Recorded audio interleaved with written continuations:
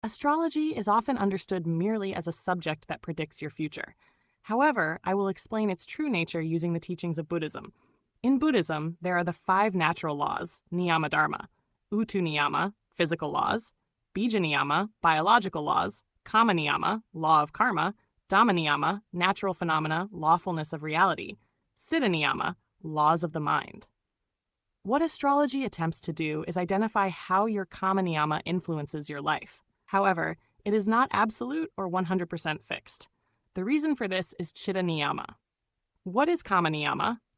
Kama niyama refers to the wholesome and unwholesome intentional actions you performed in previous lives. Even intention alone is enough to become karma. I will not elaborate further on that here. The results of those actions are experienced not only in this life, but also in future lives. Through astrology, it is possible to analyze the wholesome and unwholesome karmic results that you are likely to experience in this lifetime. What is siddha niyama? Through your own effort, some karmic effects can be avoided or weakened. This is called virya, effort, energy.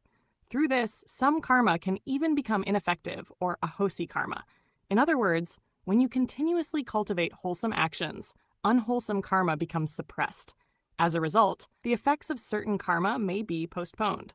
Furthermore, if across future lives you continue to cultivate merit and wholesome qualities, some unwholesome karma may eventually fade away without getting the opportunity to produce results. Why did the Buddha reject astrology? According to Buddhism, effort is essential for attaining nibbana, liberation. Ordinary people, however, become attached to astrology and thereby lose their effort and determination. They become fearful of bad karma. Some even passively accept suffering by saying, "This is my karma," because they lack effort. Yet there are certain karmic results that cannot be avoided. They will inevitably bear fruit. Now think honestly. Are you truly striving for nibbana, or are you hoping for a better existence, such as rebirth in heavenly realms? The essence of Buddhism is gradually fading. People fail to understand the suffering, difficulty, and futility of samsara, the cycle of rebirth. Such ignorance itself is part of samsara's nature.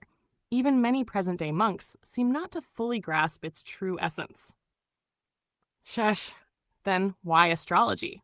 Astrology can help identify the tendencies and habits carried through samsara. Through it, one may recognize one's wholesome and unwholesome qualities. It may help guide the direction in which one's mind should be trained.